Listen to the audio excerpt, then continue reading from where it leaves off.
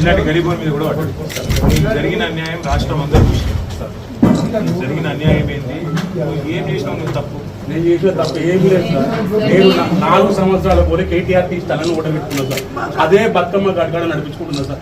నేను ఎవ్వరిని ఏమనలేదు, నేను ఎవ్వరి దగ్గరికి పోలేదు. నా పని ఏందో చేసుకొని బతుకున్నాను సార్.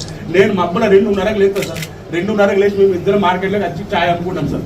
మేము అమ్మే ఛాయ్ అయితే సార్ 100 రూపాయలు కాదు, 500 కాదు, 6 రూపాయలకు ఒక ఛాయ్ అమ్ముతా సార్. నేను పుణ్యాలు 5 రూపాయలు ఇచ్చినా తీసుకుంటాను. వాళ్ళు ఏమన్నా వాళ్ళ రేపటి నుంచి రాడు. మనం బతకాలి కాబట్టి ఎంత ఇస్తానో తీసుకున్నాను సార్. నేను ఎవరిని ఏమలేదు సార్, ఎవరు జోలికోలేదు. నా మీద ఏ కేసులు లేవు, నేను ఒక్కతో పంచాలు పెట్టుకోలేదు. ఆ సార్ పెద్ద సారాడా సార్, మన సిరిసిల్ల పెద్ద సారాడా.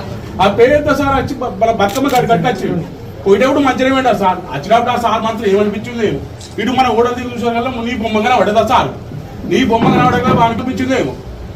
మన స్టేషన్ దాకా వేయడో పోలేడు. 2 అధికారులు పంపించాడు మున్సిపాలిటీకి. నేను లేదు సార్, నేను బాత్రూమ్ పోయినా. మా భార్య ఉన్నది, మా భార్యకి చెప్పినాడు, అమ్మ మీరు హోటల్ బంద్ చేయండి, మీకు లైసెన్స్ ఎందుకని అడిగినాం సార్. మేము ఎందుకని అడిగితే ఏం చెప్పలేదు, ఎన్నిసార్లు అడిగినా ఏం చెప్పలేదు.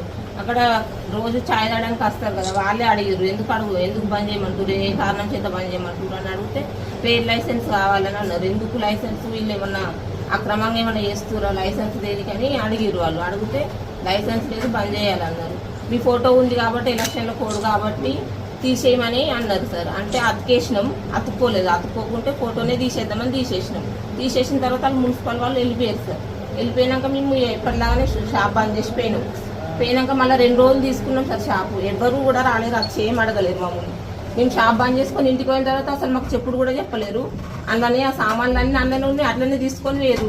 మాకు తెలిసిన వాళ్ళు ఫోన్ చేసి మీ షాపుని తీసుకుపోతురు అని ఫోన్ చేసేసరికి ఈయన పోయిండు సార్. పోయేసరికి ట్రాక్టర్లో పెట్టినాక పోయి అడ్డుకుంటే పోలీసులు తీసుకొని పోయారు. షాపు అసలు ఏమి ఇన్ఫర్మేషన్ కూడా ఇవ్వలేదు సార్, మాకు తీసుకొని పోయారు. మనం దొంగలు సార్, దొంగలనే వాడు అప్పుడు తాళము గీలము వాడగొడతాం. వీళ్ళు అట్లా కూడా వాళ్ళ కొట్టి మొత్తం ఎత్తుకొని పీకర్ ఏం లేకుండా